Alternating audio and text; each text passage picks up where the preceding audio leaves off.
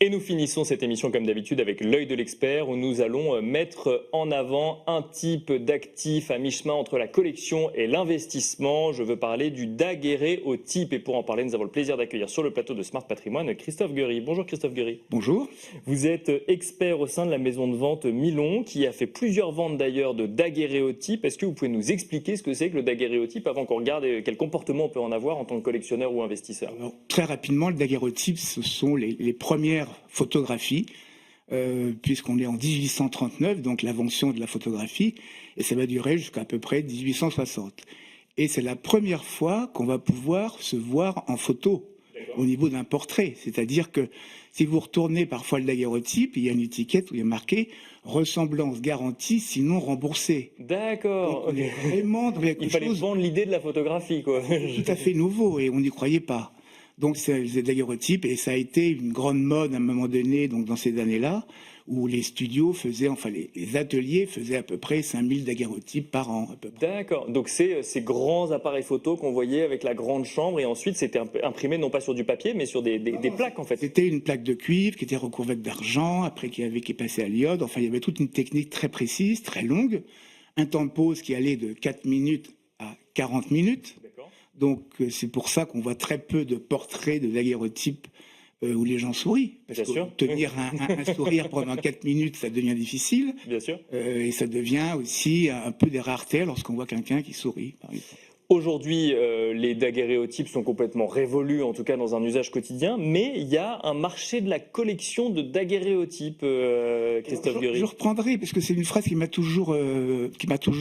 toujours aimé, une phrase d'Abel Gance qui disait « Le temps de l'image est venu ».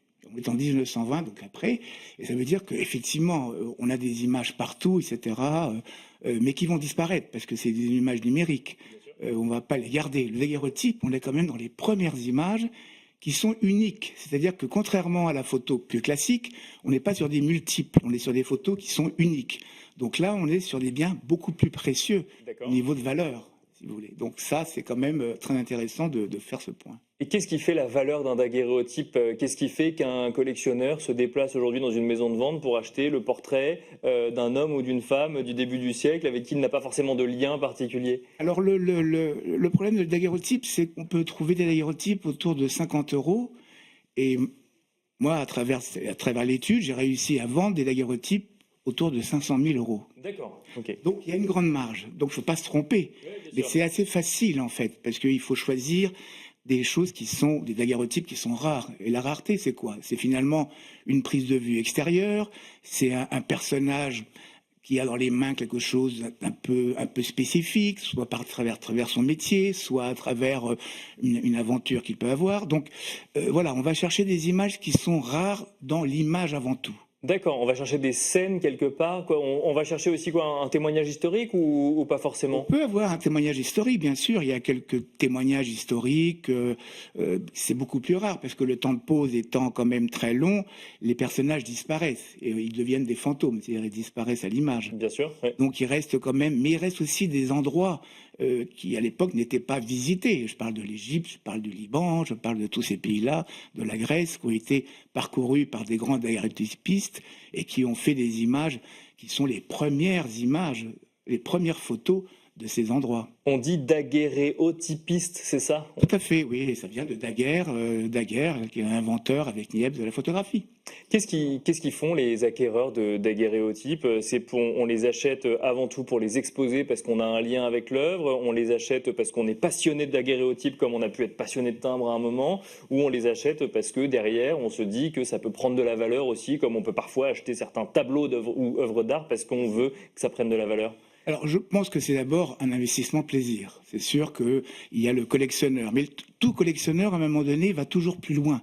À un moment donné, il va aller chercher l'image rare, l'image plus chère, l'image qui, effectivement, le jour où il va la revendre, il aura le plaisir de voir qu'il ne s'est pas trompé au niveau de son regard. Donc, effectivement, on peut considérer que il y a un investissement possible dans le daguerréotype si on le choisit bien. Alors c'est un peu plus difficile, on est obligé de comprendre, de documenter, mais il y a vraiment la personne qui vend un daguerréotype que j'estime 60 000 € et qui fait 500 000 euros, elle a une vraie surprise quand même. Oui, bien sûr. Oui. Et là, bon, c'est un cas, mais il y en a d'autres. Ça peut être une estimation de 2 000 euros qui finit à 6 000 ou 20 000 euros. Et c'est uniquement le sujet qui va justifier le prix, peut-être aussi l'état de conservation ou la provenance, comme dans les œuvres d'art, pour le coup, ou pas forcément? Bon, l'état est essentiel, il faut qu'il soit en bon état, ça c'est l'essentiel. Et après, bon, c'est le sujet, bien sûr, le sujet, la rareté du sujet. Le photographe, qui parfois est très important, une photo Daguerréotypiste. négativiste, bien sûr, qui peut devenir quelque chose aussi de très recherché. Et là, effectivement, le prix va augmenter par rapport à tous ces critères. Dernière question, Christophe Guéry. Donc, il y a eu plusieurs ventes de daguerréotypes au sein de la maison de vente Milon, dont une qui s'est terminée récemment. Est-ce que vous pouvez nous en dire un petit peu plus sur ce qui est parti, pour qu'on comprenne ce qui fonctionne? Bien sûr, alors, ce qui est parti, ce sont des vues, par exemple, pleine plaque. Pleine plaque, rapidement, c'est le plus grand format, qui est à peu près 18-24 cm, d'une vue de Athènes, par exemple. D'accord.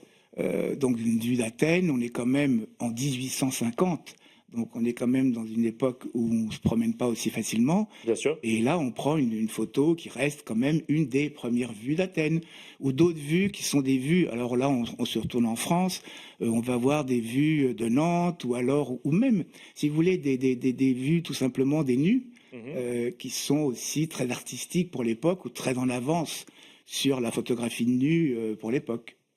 Merci beaucoup Christophe Guéry de nous avoir accompagnés dans Smart Patrimoine. Je rappelle que vous êtes expert au sein de la maison de vente Milon. Merci beaucoup. Merci. Merci à vous également de nous avoir suivis et je vous dis à très vite sur Be Smart for Change.